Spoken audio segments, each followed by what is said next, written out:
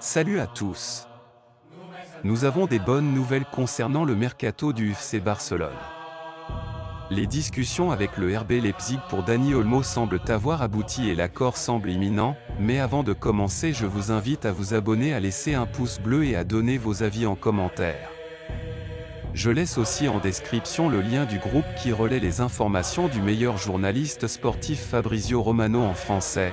Les négociations ont été très positives jusqu'à présent, le montant total de l'opération devrait dépasser 60 millions d'euros, bonus inclus. Cela montre à quel point le Barça est déterminé à faire venir ce jeune talent, en parallèle. Il a été confirmé que l'accord entre Dani Olmo et Barcelone est désormais finalisé. Le club catalan est prêt à payer 55 millions d'euros, plus 7 millions d'euros supplémentaires en bonus pour s'assurer ses services. Dani Olmo aurait déjà signé un contrat de 6 ans qui le liera au FC Barcelone jusqu'en 2030. Cela prouve la confiance que le club a en lui et en ses capacités sur le terrain. Il ne reste plus qu'à officialiser la signature pour que tout soit finalisé. Avec Dani Olmo, Barcelone pourrait ajouter une nouvelle dimension à son milieu de terrain. Qu'en pensez-vous? Ce transfert sera-t-il un coup gagnant pour le Barça? Dites-moi tout dans les commentaires. Récemment, le FC Barcelone a tout mis en œuvre pour essayer de recruter Nico Williams. Le club catalan lui a proposé une offre financière alléchante pour un contrat de 5 ans.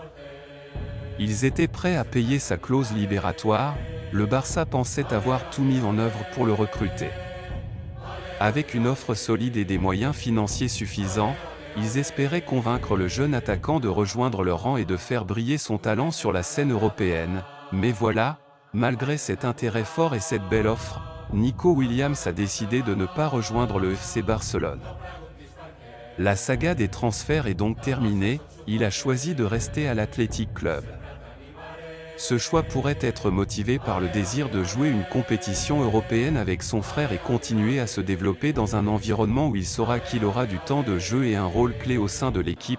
En restant à l'Athletic Club, Nico Williams a-t-il laissé passer sa chance de jouer pour le FC Barcelone? Qu'en pensez-vous? Est-ce que vous auriez préféré le voir rejoindre le Barça ou pensez-vous que c'était mieux qu'il reste là où il est? Dites-le moi dans les commentaires.